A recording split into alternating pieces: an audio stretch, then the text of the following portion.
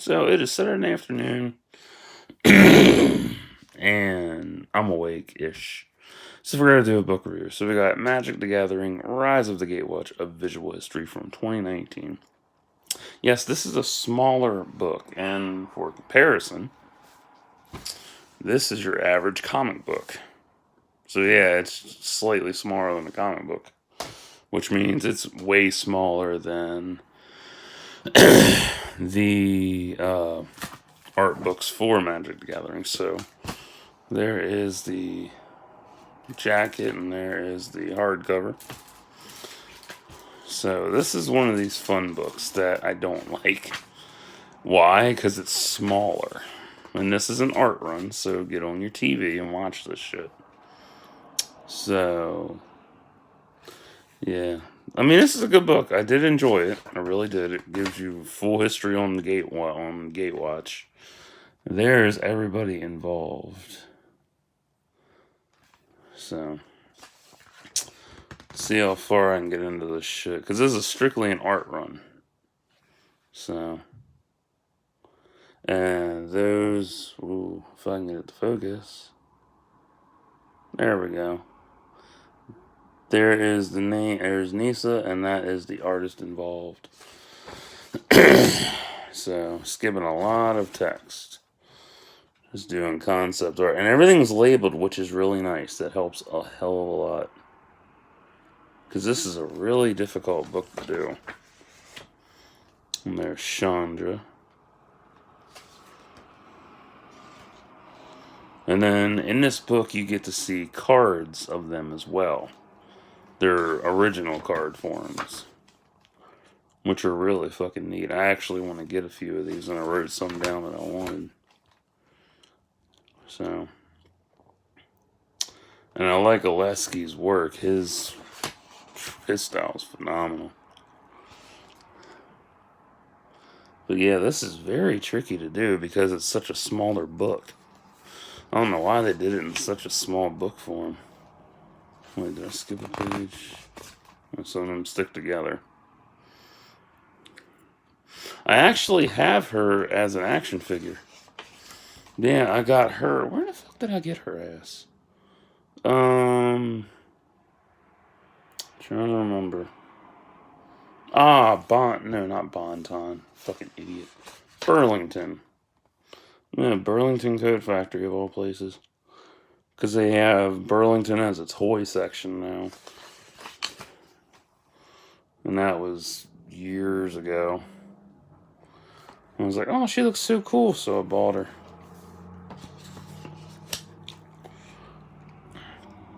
Nice little 2-page spread.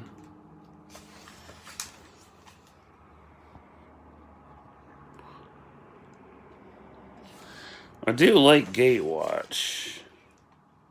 I mean, like, I'm slightly caught up on the lore of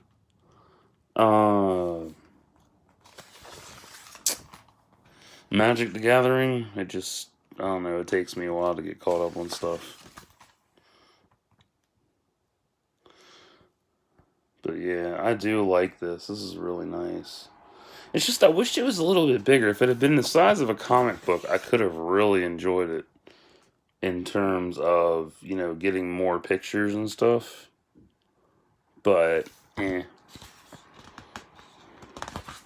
shit happens. But yeah, the details and the artist involved in this are really amazing. So if you get this, you can see the artists are labeled right by their print, which is super helpful. For those of you just wanting to know, you know, who they are. There's Jace Berlin. Oh. Bellerin. His cards. And I like the MTG cards the best because they tell you who the artist is at the bottom of the page, at the bottom of the card. That's helpful. Yu-Gi-Oh! Doesn't even do that. Pokemon does, but not Yu-Gi-Oh!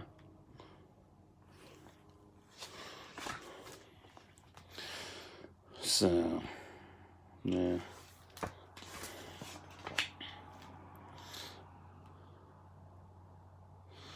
But I am impressed by this little ass book. It's just frustrating because I have to, hold it with one hand to make sure it doesn't flip on me. But yeah, some of these artworks were in, ones like these were in the bigger art books of Magic the Gathering. So yeah. I still haven't made up my mind about buying the art books for them, because, damn, that's a lot of money to spend. But it might be worth it. We'll see.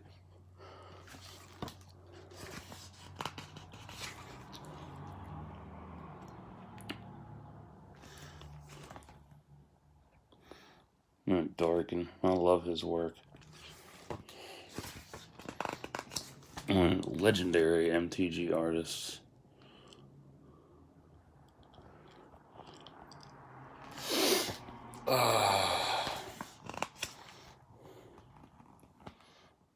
Pretty. Yeah, you get key art in here, and then you get other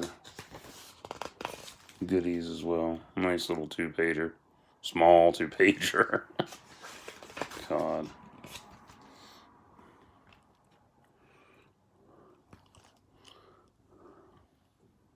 Hold on. There we go. That might help. A little bit. Not by much, but... Then you get the original sketch arts for them. Or, yeah, black and white sketch arts they did. And then there's their concepts and all that stuff, which are really cool.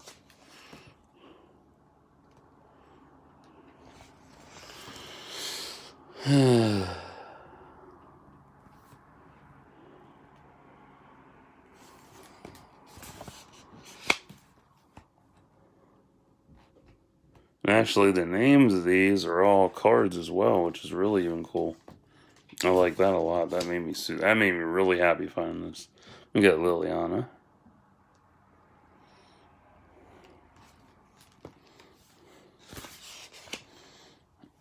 I think I missed a page. Nope, I didn't. So there's her cards. And more of them. Now, I was hunting around for cards to get, which I haven't really bought any more in a while, so I'll be working on that. I found out World of Warcraft had a card game going on, too, years back. Didn't even know. Of course, that was years before I was in the, anything. This is my favorite one of her by, Kikai Kotaki. I love that. Such a great composition and use of coloring.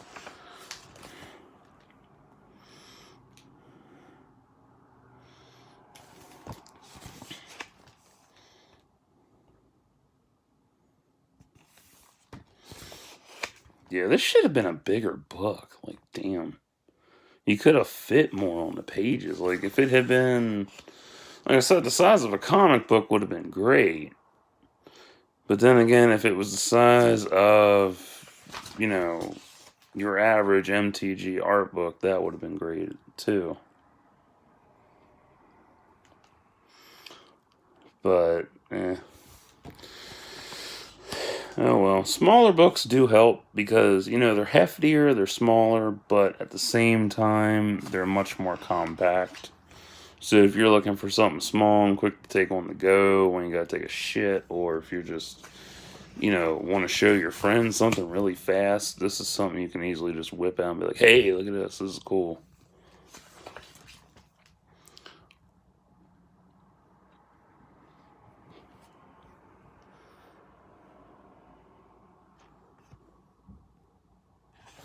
So, it's fun, I like it, it's really cool. It's just a pain in the ass because, having to hold it one-handed is a bitch.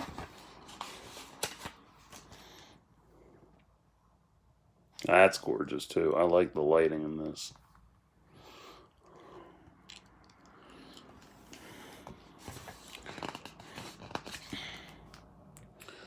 So, that's nice.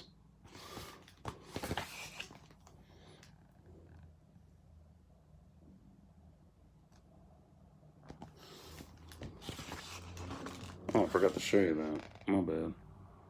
Almost skipped it.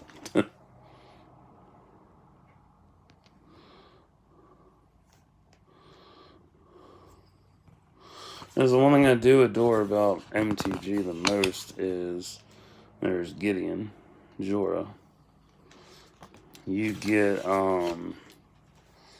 the art books give you like the full. It's basically your how-to guide and walkthrough of the saga itself in every region. I'm still anxious to see how the hell Netflix adapts all this, because this is a extremely complex world.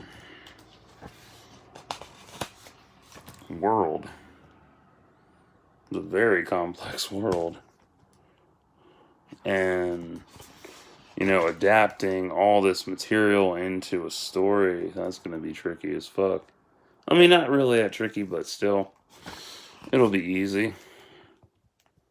But figuring out, you know, how to balance it all out across seasons and stuff, that'll be the hard one.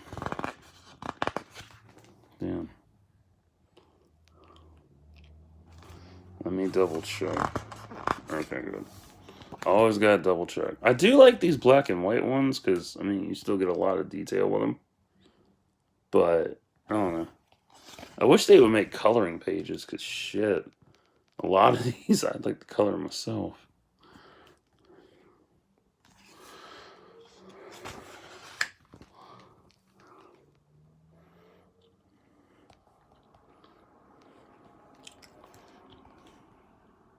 And then that spine shit irritates me. I've brought that up before.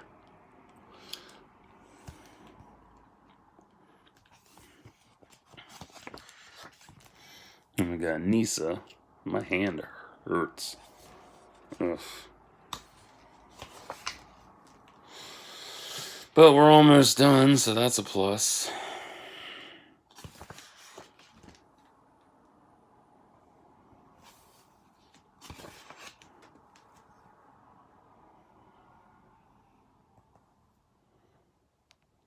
Yep, and of course, you know, you can pause this at any time to catch the artist names. Like Raymond Swanlin, he is one of my favorite artists from this saga or this franchise. Definitely one of my favorites because he does some amazing fucking work. Right next to Oleski and Darkin. But they're all good. They all bring something fresh to the table when it comes to MTG. And Todd Lockwood as well. I forgot about him. And Wesley.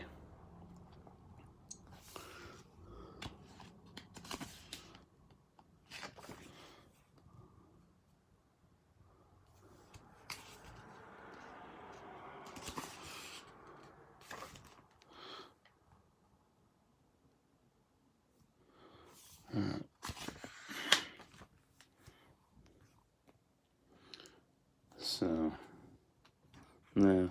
Will I buy this book? I don't know. I want to. I really do. I like it, but I don't know. Would I recommend this to you and friends? Definitely. If you love Magic the Gathering, this is definitely something for your collection, and he's one of my top favorites. Johnny Goldmane. Don't know much about him, but I like his setup. What else was there? If you aren't into trading card games and stuff, you won't enjoy this. But if you do like fantasy in general, and you just want to collect it for the fantasy aspect, there you go. This is good for your fantasy collection as well. And it's a small, compact book, as you can see. Like, it'll fit anywhere. You know, you can take it with you if you're going on a plane or something, or you just want something to chill with. It's good for you. There's Teferi. There's his card. I was surprised some of these don't have a lot of cards to them, but tons of motherfucking art.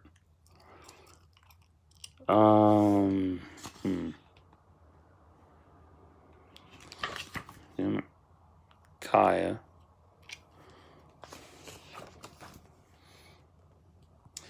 If you don't like the artists involved with this, you won't enjoy this at all. But if you do love the artists and you met them and they're really cool and you have some of their work on your walls or your computer or your phone, you'll enjoy this. Nicole Bolas, the God Pharaoh. This motherfucker is awesome. I actually like him a lot.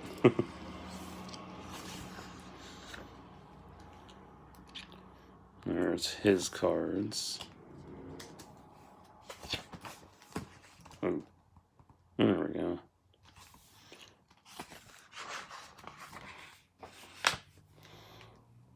And then you get, backstory on all of them throughout this book as well, which is nice.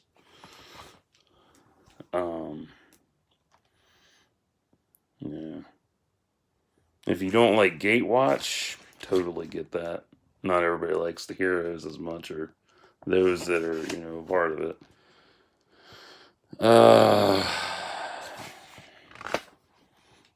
If you don't like books, why the fuck did you watch this? If you do like books, cool. Yeah, I do love the perspectives and the colors and all that shit. It's beautiful.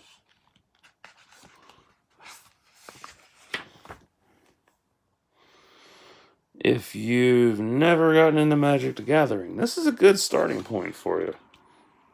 It took me forever to find this wallpaper. I love the destruction of, Hour of Devastation. But it's the destruction of my cat. I love that.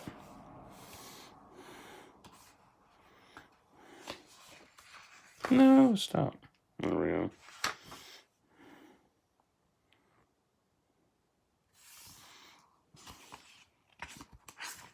Come on, work with me. Thank you.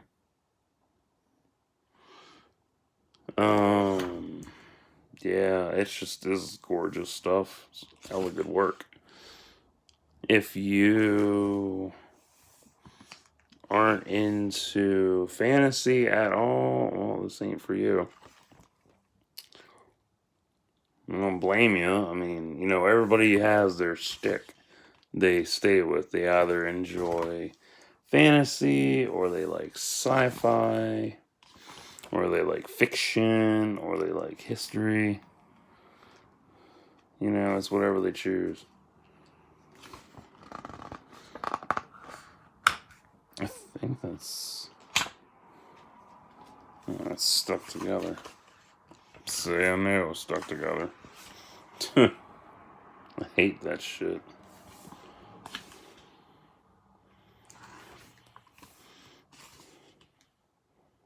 And there's the Gatewatch assembled. Let me zoom in on that.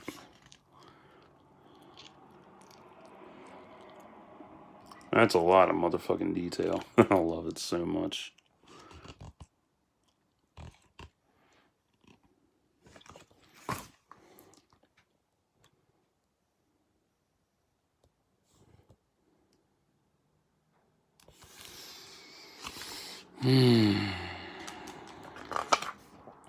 I think it was Zendikar I really had a thing for, art book wise, because I did reviews on some of these books like I've mentioned before. But I haven't done all of them. There's some that I'm missing, so I'm working on finding them little by little.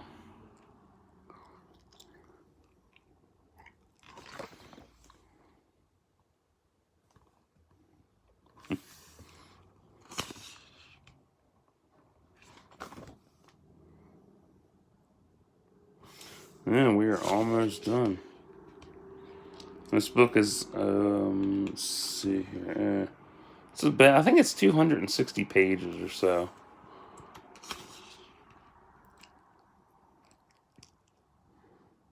Somewhere around that area.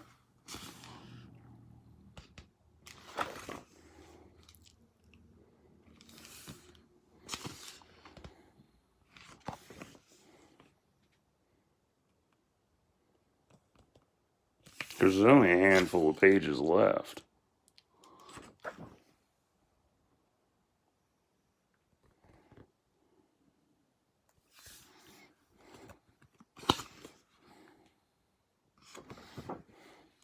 Oh, 2-pager. Lots of 2-page and 1-page spreads, which is really cool. But the 2-pagers suck if they bleed into the spine, which annoys the shit out of me.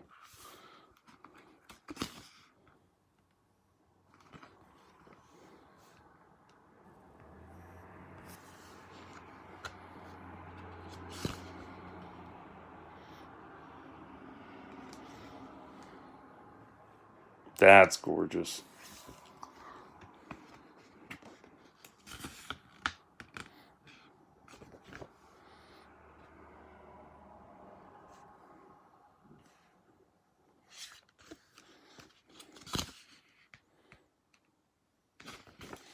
And that is it. So, that was awesome.